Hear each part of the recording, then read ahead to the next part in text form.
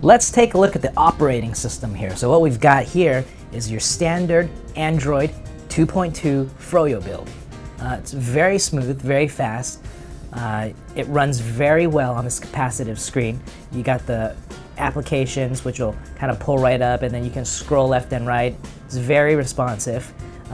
This is packing some pretty good power. We're actually running on a 1 gigahertz Cortex A8 processor. We've got 512 megabytes of RAM. This model actually comes in a 16 and 32 gigabyte builds, so unfortunately it doesn't go as high as a 64 on the iPad, but 16 and 32, I think the majority of phones and majority of people are going to be quite happy with that kind of storage space. And if that isn't good enough for you, don't forget we've got that micro SD slot here where we can stick in your standard, if you want to go 1 gigabyte, 2 gigabyte, all the way up to 32 gigabytes of micro SD card are supported. So if you go with the 32 gigabyte model, you add in another 32 gigabyte card, you're up to 64. I think that this was a good move on the part of Samsung because it allows you to get the pad, allows you to get the tab, and then you can add the memory to it if you want to make it the 64. You've got some of your standard applications here on the OS that you'll see for the Android 2.2 Froyo build. You've got the Android Marketplace, so you can let it load up there. We haven't set up the account yet, so go back out.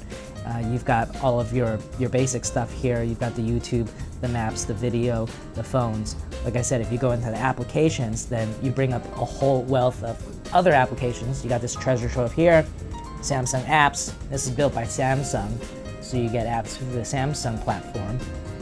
Just let that load for a moment. You have to take a look. Let's take a look at the camera for the Galaxy. Now, for the Galaxy Tab, one of the coolest things is actually got a camera. Now, for those of you who are iPad users, I'm sorry, you don't have a camera. And not only do we have one camera, but we've got two cameras. We've got one on the back. This is a 3.0 megapixel camera. It's got autofocus. It's got the LED flash. And we go back to the front. We have another camera. Okay, now this camera is a lot worse. It's actually 1.3 megapixels, and it's mostly used for video conferencing. But let's kind of show you the camera in action. So I'm going to go into the applications over here, find the camera button. Okay, now you see, I'm going to scroll it down so we can get a nice clean picture of the GSM Nation banner over there. Okay, now you can see it's very easily rotatable.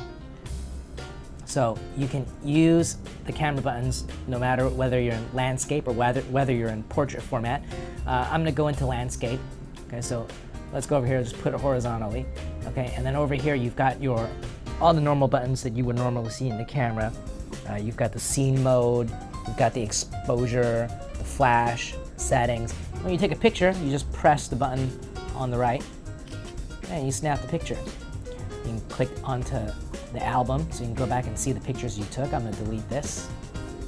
And you can go to the video mode. So now we're on the camcorder. Start recording. I'll move it around. The camcorder actually records in 720 by 480 frames per second. Bear in mind it does playback at 1080 pixels, so that's actually full HD, but when it records a little less. We can go back into the videos here and click play. I'm going to hear myself talking, that's not going to be pretty, so very fast, very responsive. So the million-dollar question with the Galaxy Tab is, how good is the internet? Because the screen is only 7 inches compared with a larger screen on the iPad. Can you actually use the internet? Well, let's take a look at it now. You have the browser button, and we have the Wi-Fi setup. Okay, we're in our search engine Google there. Let's go to our favorite web page,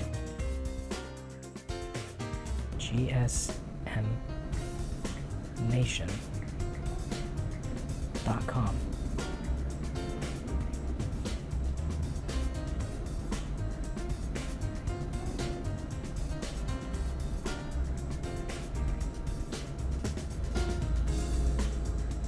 Alright, and there we go. You've got the full website loaded up, so let's take a look at what this browser is actually capable of. Can it get turned? So let's turn it over. And if you turn it, you see it's got the gyroscope, so it kind of turns over. The accelerometer kind of knows where you're going and what you're doing. You've got a little message here. Double tap, zoom in and out. So we can double tap. Let's say want to double tap on the BlackBerry. There you go. We can kind of zoom in and zoom out. Okay, it's also got the multi-touch, so you can zoom in and zoom out with your fingers if you're used to that. Quite fast, quite responsive. Go back to portrait mode over here, and let's scroll up and down and see how fast it is. Now, you are going to notice if you're used to very strong and powerful capacitive screens that this is a little slow on the pickup for the response, but once you've got it going, it's quite fast and it's quite good. It also depends on what kind of website you're on. You can zoom in and you can see the different kind of deals that are going on GSM Nation, our favorite website. So I mentioned phone calls a moment ago. So is this really a tablet or is this really an oversized phone? Because the thing is, if you look at the corner here, you've got a phone icon. Let's look in the phone icon. Well, what the Galaxy Tab allows you to do is you can actually make calls with it. It doesn't actually allow you to have the call done on the phone. You can't hold it to your head like a big item. But what you can do is you can use Bluetooth, you can use a headset, or you can use the mic over here on the speakerphone to make calls. The only catch, you can only make the calls on 3G network. So you're probably going to end up using some kind of voice over IP function. Otherwise, you know, this is just more or less a disabled phone function if you're not connected to your 3G or Wi-Fi service. Nonetheless, this is a fantastic add-on to have, especially given that the competing product might not have anything exactly similar at the moment.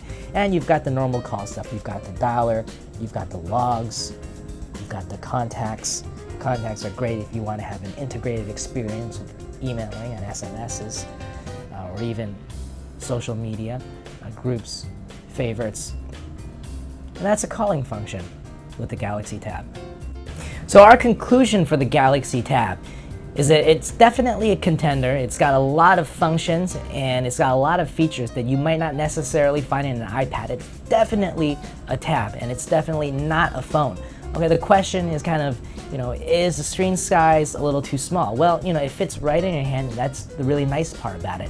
At the same time, we kind of saw that browser, and you know, you did need to zoom in to kind of get that web browsing experience. However, it's slim, it's light, it's portable. These are really going to be some kind of factors that you need to consider to see if the Galaxy Tab is for you. Now, in terms of price, you got to be a little careful because it is a pricey little guy over here. Samsung has decided that they're going to price the product at what is considered by most people to be a premium, because don't forget the iPad and other competing tablets come in all sorts of sizes and all sorts of forms. The Samsung Galaxy Tab is considered to be a little bit on the high side. So we're going to see whether this strategy works for Samsung or whether it's going to hurt them. Again, since this is an Android 2.2 device, it really offers something that the competing products may not normally offer. At the moment, this is going to be the flagship Android device. So if you're looking for a tablet and you're looking for an Android device, our thumbs up are going to go to the Galaxy Samsung Tab.